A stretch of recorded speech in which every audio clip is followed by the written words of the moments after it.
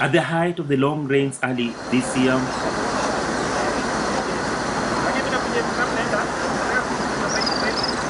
rivers pouring into Lake Victoria roared violently, perhaps eager to relieve contents into the second largest freshwater lake in the world.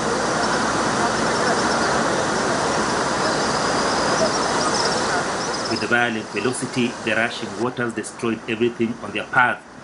The brown, muddy color of the water sweeping down the rivers, probably an indication of what the vegetation cover upstream in the catchment areas looked like.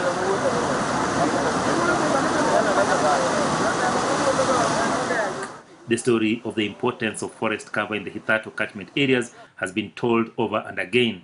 Dr. Ali Said Matano, the Director General of the Lake Victoria Basin Commission, puts it into perspective. The lake levels this year has risen to the highest level, second to the levels in 1870. Because we were using, of course, that is quite a long time ago, so we always use the 1964 levels, which was about 13.41 meters. And from that time, the levels have kept on going down. The lowest level we recorded was in 2005, when the lake went down over 3 meters or thereabout, and it had a devastating effects on most of the infrastructures that are in the lake in terms of the water intake points were left hanging. The ports, I recall the port of one of the ports in Mwanza, the South Port, was actually left completely, it became land and cows were grazing there. But thereafter, it started rising gradually. And of course, we got the climax this year when we recorded the 13.42 meters high. And that's why, of course, this had also impact. When the lake level goes down, there are impacts. When the lake level goes up, the impact. The more than usual rainfall also aggravated the situation, given the lake's holding capacity was overwhelmed. Somebody, where does the water from the lake come from? The quickest answer even you would give me is the rivers, which is true. And rivers bring in, later we have about 23 or so rivers that brings their water into Lake Victoria. But in terms of the volumetric contribution of the water that these rivers bring, all of them, they only contribute 20%, around 20% to 22% of the total amount of water in the lake. Where does the other one come from? It comes through precipitation. There's a lot of rains that rains in the lake, and that contributes to almost 80 to 82% of the lake. So if you take the 20% plus 80%, that makes a volume of what comes into the lake. But that water does not remain in the lake. What is coming from the rivers and what is coming from the rain does not remain in the rain. It goes out. And fortunately or unfortunately for this lake, we only have one exit point. That is at the Onifos Dam, or what we used to call Nippon Falls. So that's where the water gets out. Now, in terms of volume that we currently have, we lose about 24% of the water through that. So you see, if we were to depend on the rivers, if rivers are bringing 20 and we are releasing 24, it means the river will not have anything. There will be a net negative balance. But fortunately, the other way that we lose the water from the lake is through evaporation. In Kiswahili, it's called uvukizi, evaporation. And evaporation contributes to about 76%. So the 76% plus the 24% makes 100%. I will not give the volumes, but those are the proportionate. It's easier to understand them from that point of view.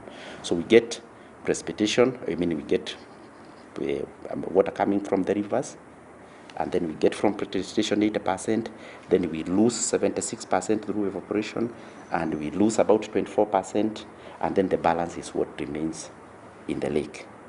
Now, given that small dynamics, two factors come out related to what you have said. It is apparent that a lot of water in the lake is precipitation related.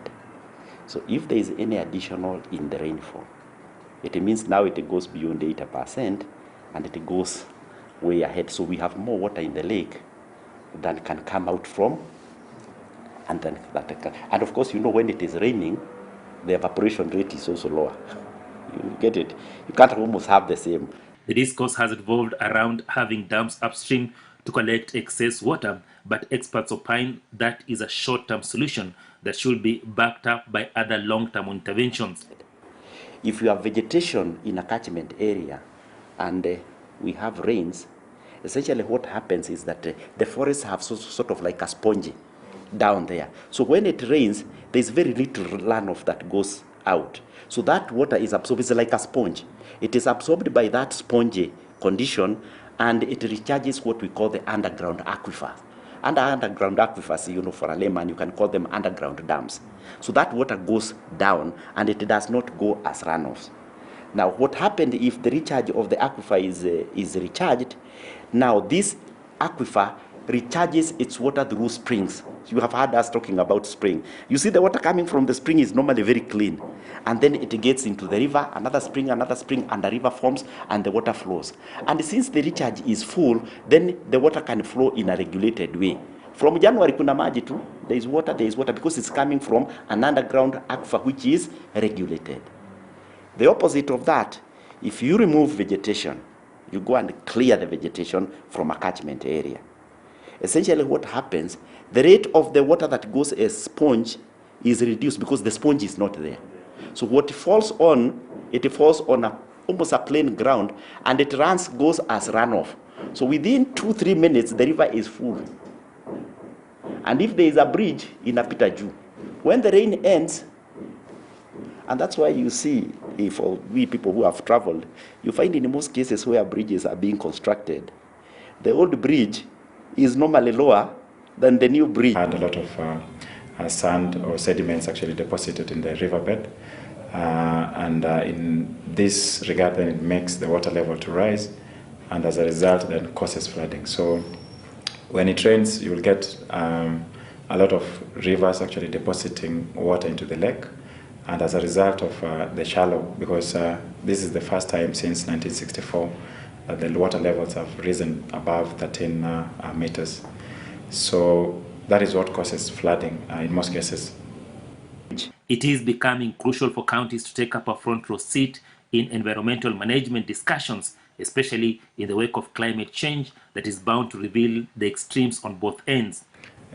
Effect, and they're trying to come up with different regulations that can enable them now to look at, or maybe address matters of climate change and environment more prominently, because when these structures are put in place, we will not only be relying on the county government funds, the other funds that should be coming from other quarters. So once that is done, then we'll be having additional funds that can help now in trying to address matters of climate change and also helping in promoting or conserving the environment. Government environmental regulatory institutions must also ensure the law is adhered to and those flouting are brought to book. This will save the wetlands and riparian land, which continue to be occupied in the wake of rapid population growth across the country. Institutions that are engaged in enforcement to just ensure that most of these policies and regulations are actually put into place, because we've seen cases where the riparian lands are being interfered with and there's no quick action that is being taken. So if the county government and the authorities that are responsible take that responsibility, then you can try to reverse the effect of flooding, because it's really affecting the communities that are living around the lake. Achula Simon, reporting for Channel One News from Kisumu County.